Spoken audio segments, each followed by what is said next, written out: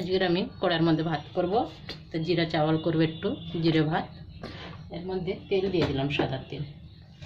এখানে 3-4টে গোলমরিচ দিয়ে দিলাম, গোটা গোলমরিচ। একটা দেবো বড় এলাইচি, একটু গোটা জিরে দিয়ে দিলাম।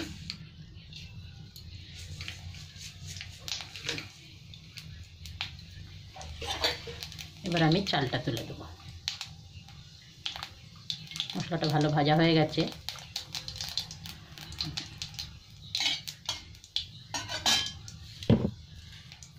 এবার চালটা তুলে দিলাম। চালটার মধ্যে একটু নুন দিয়ে দেবো।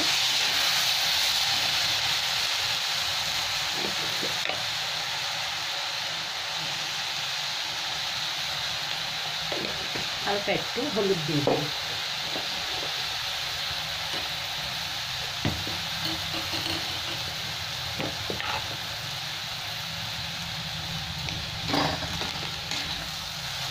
একটু নেড়ে ছেড়ে তারপর একটু জল দিয়ে দেবো।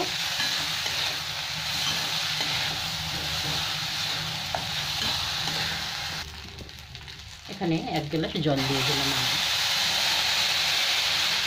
1.5 গ্লাস জল লাগবে। আর আমি আধা গ্লাস জল দিয়ে দিলাম। দিয়ে এটাকে ভালো করে একটু নেড়ে দেবো, দিয়ে ঢাকা দেবো।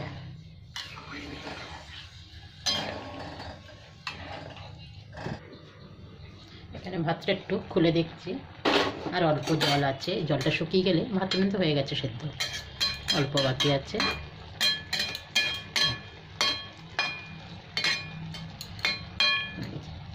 ওতে ছোলার সাথে খুব ভালো হয় খেতে এই জিরা চাওয়ালটা।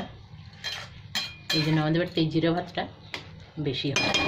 যখনই ছোলা হয় তখন এই ভাতটাই হয়। এখানে আমার ভাত হয়ে গেছে। একবার খুন্তি দিয়ে নেড়ে দেখলাম, খুব সুন্দর হয়েছে ভাতটা। গ্যাসটা বন্ধ করে দিলাম, নিচেও জল নেই একদম। এবার আমার ছোট্ট ক্যামেরাম্যানকে খেতে দেবো। চলো, এটা হয়ে গেছে। বলতে বন্ধ করে